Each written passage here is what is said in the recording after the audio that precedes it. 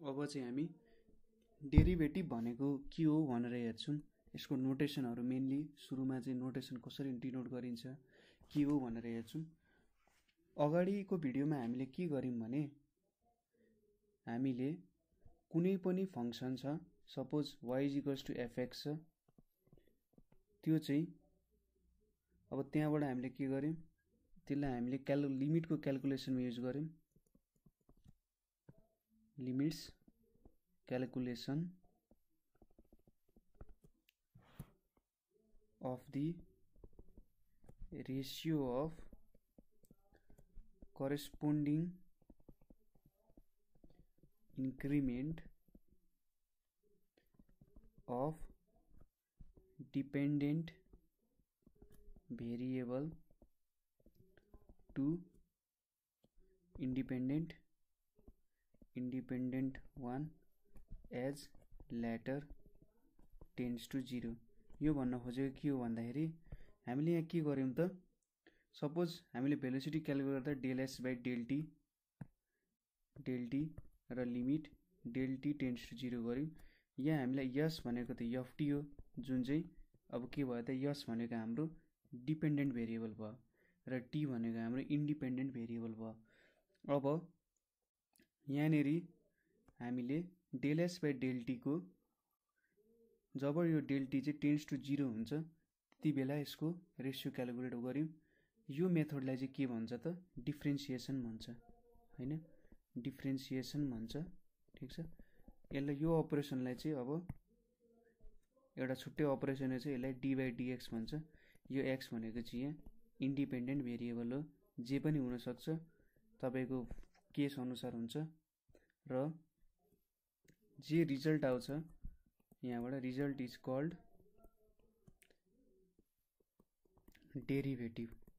Result is called derivative or differential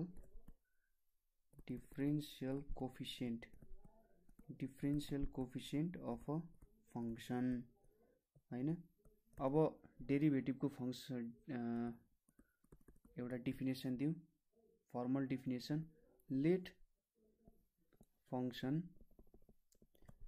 f be defined in the interval a comma b। अब हामीलाई के थाहा छ, हाम्रो फंक्सन एउटा कन्टिन्युअस कर्व हो, त्यसैले यो कुनै न कुनै इन्टरभलमा डिफाइन भएकै हुन्छ। Then the derivative of the function f at a point x of the interval is defined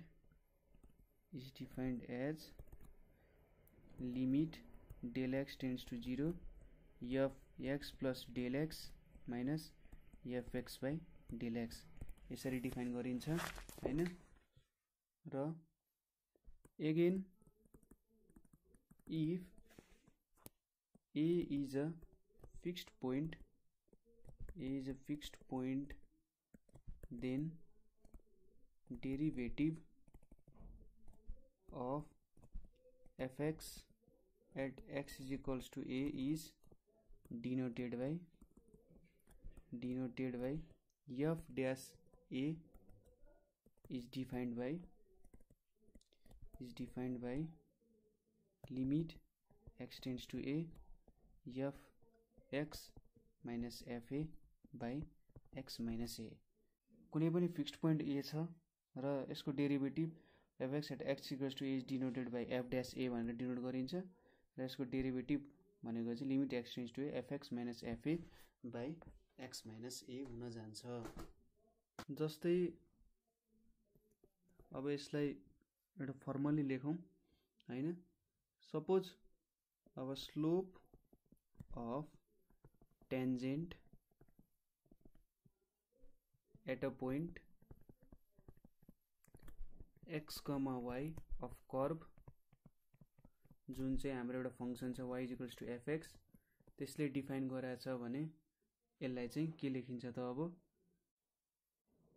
f dash x or dy by dx or dfx by dx भनेर लेखिन्छ। त्यसै गरी अर्को छ velocity of a particle describing a path by s is equals to f t at a time t equal to derivative of function with respect to time t, that is अब s dash or dft by dt भनेर लेखिन्छ हैन। अब यहाँनिर एउटा example गरेर हेरौँ derivative निकाल्ने। Suppose y is equals to fx is equals to x भन्ने हामीसँग फंक्सन छ एउटा। Let del x be small increment in x and del y be small increment in y। then अब सपोज यहाँ हामीले डेल x मा del x change गर्यौं भने y मा डेल y चेन्ज हुन्छ हैन त। अब के लेख्नु छ डेल y भनेको x plus del x minus y, यो भनेको के हो y is equals to x, so x plus del x minus x भनेको डेल x आयो। अब यहाँ हामीले del y by del x गर्यौं भने के हुन्छ त 1 आउँछ यहाँनेरि हैन। Limit del x tends to 0 गर्यौं भने del y by del x is equals to 1 हुन्छ। अब यो त हाम्रो लिमिटको डेफिनेसन भयो, डेरिभेटिभको dy by dx is equals to limit del x tends to 0 del y by del x is equals to 1। अब यसले के भन्छ त भन्दाखेरि खासमा यसले त एकदम थोरै इन्क्रिमेन्ट हुँदाखेरि स्लोप कति चेन्ज हुन्छ भन्ने कुरा मात्रै दियो।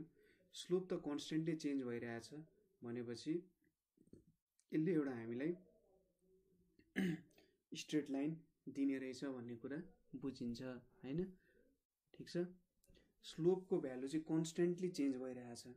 स्ट्रेट लाइनमा मात्रै त उनी कन्स्टेन्टली चेन्ज हुने, अथवा यसलाई पार्टिकलको रूपमा हेर्ने हो भने कुनै एउटा पार्टिकल चाहिँ स्ट्रेट लाइनमा हिँडिरहेछ भने त्यसको भेलोसिटी हैन, यदि कुनै पनि कुराले इफेक्ट गरिरहेछ भने त्यसको भेलोसिटी त चेन्ज हुँदैन, किनभने न म्याग्निट्युड चेन्ज भइरहेछ न डिरेक्सन चेन्ज भइरहेछ। सो यसले चाहिँ त्यो कुरा भन्न खोज्यो। अब अर्को एक्जाम्पल हेरौँ।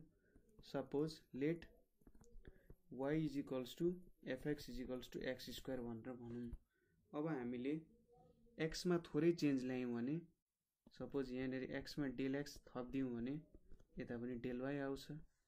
यो भनेको del y is equals to x square plus 2x del x plus del x square minus y हुन्छ। यो भनेको x square plus 2x del x plus del x square minus x square हुन्छ। यो दुईटा काट्यो, सो के आयो त 2x del x plus del x square. अब यो डेल x भनेको आफैमा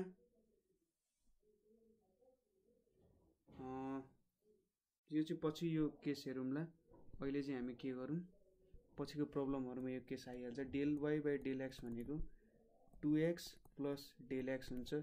limit del x tends to 0 गर्यौं भने del y by del x is equals to dy by dx is equals to 2x भनेर हाम्रो भ्यालु आयो। सो x स्क्वायरले त हाम्रो एउटा यसरी प्याराबोला दिन्छ हैन। अब प्याराबोलामा हामीले यसरी टेन्जेन्ट बनाउँदै गयौं, हरेक पोइन्टमा टेन्जेन्ट बनाउँदै गयौं भने यसले के भन्यो त भन्दाखेरि यो चाहिँ सपोज हाम्रो कोअर्डिनेट ax छ भने dy बाइ dx भने चाहिँ 2x ले चेन्ज हुन्छ भनेर भन्यो। हरेक पोइन्टहरुमा हरेक स्मल इन्क्रिमेन्टमा 2x ले चाहिँ यसको स्लोप चाहिँ चेन्ज भइरहेको हुन्छ है हरेक पोइन्टमा भन्ने कुरा चाहिँ यसले एक्सप्लेन गर्यो।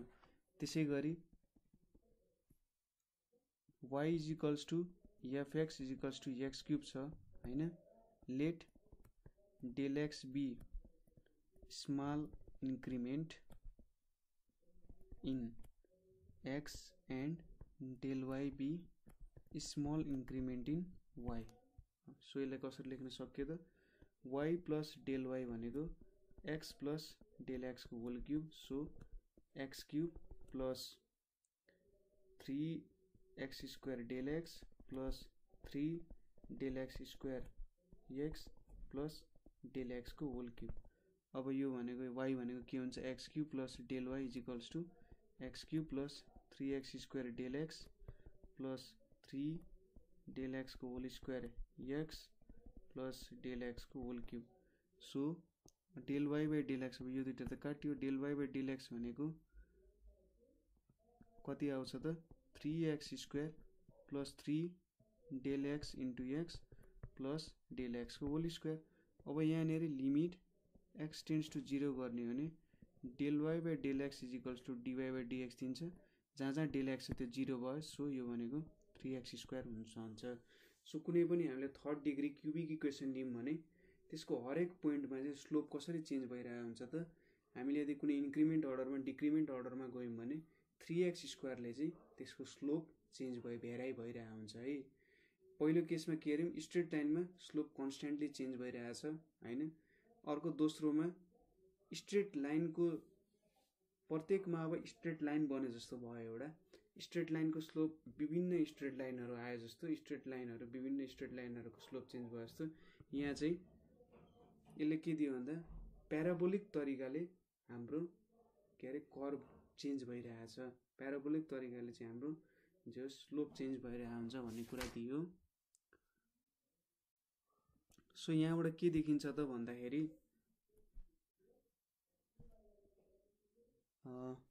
x को डेरिभेटिभ भनेको dx बाई dx भनेको के आयो त 1 आयो, अथवा यसलाई 1x1 माइनस 1 लेख्न सकियो।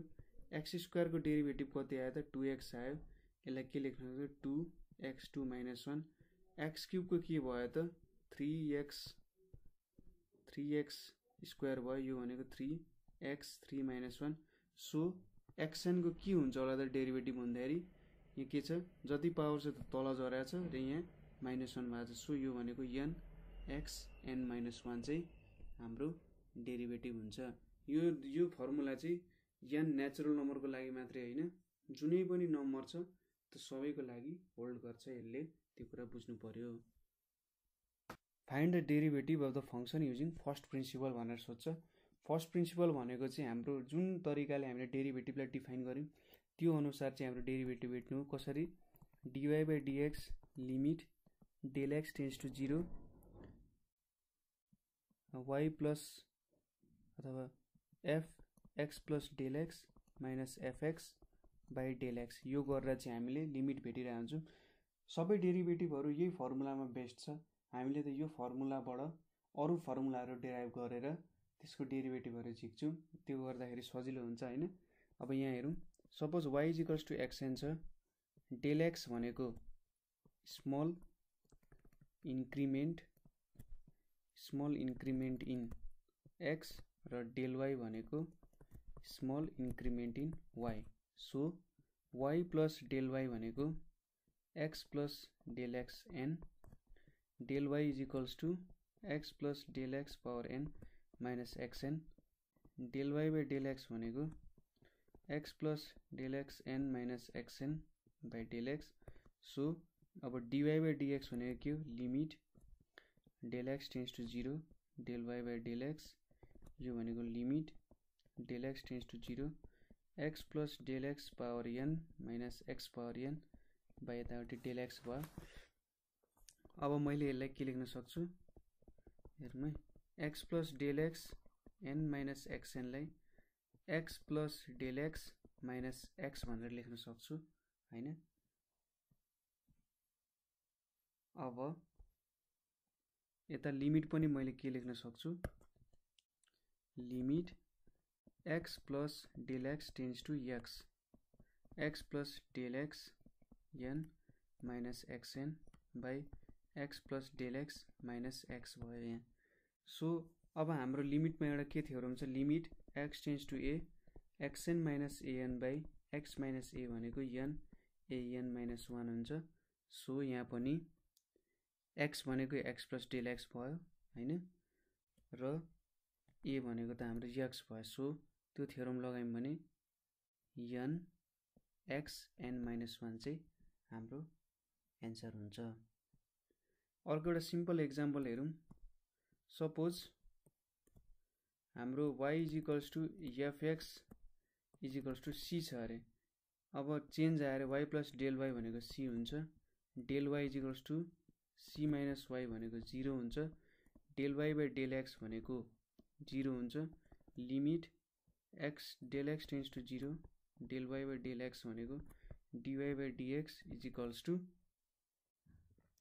के हुन्छ त यहाँनेरि 0 आयो। सो कुनै पनि कन्स्ट्यान्ट फंक्सनको डेरिभेटिभ चाहिँ कति हुने रहेछ त 0 हुने रहेछ भन्ने कुरा यहाँबाट प्रुभ हुन जान्छ। सो यहाँबाट के देखिन्छ त हामीले फर्स्ट प्रिन्सिपलहरु युज गरेर डेरिभेटिभहरु निकाल्यौं। फर्स्ट प्रिन्सिपलको क्वेशनहरु बिस्तारै हामी गर्दै जान्छौं हैन। पछि पनि हामी फर्स्ट प्रिन्सिपलको धेरै क्वेशनहरु चाहिँ सल्भ गर्दै जान्छौं। सो हामीले मेन कुरा यहाँ बुझ्नु पर्ने भनेको यो टेक्निक बुझ्नु पर्ने हो र अर्को कुरा यहाँ के गरियो त डेरिभेटिभको डेफिनेसन के हो भन्ने कुराहरु बुझ्नु पर्यो हैन। यति गरिसकेपछि चाहिँ त्यस एउटा इन्ट्युटिभ आइडिया डेभलप गर्नु पर्यो र इन्ट्युटिभ आइडिया डेभलप गरिसकेपछि अब कसरी प्रब्लम सल्भिङ स्किल्सहरु त प्रब्लम गर्दै गएपछि हरेक प्रब्लममा एप्लाई गर्दै गएपछि हामीले जस बुझ्दै जान्छौं।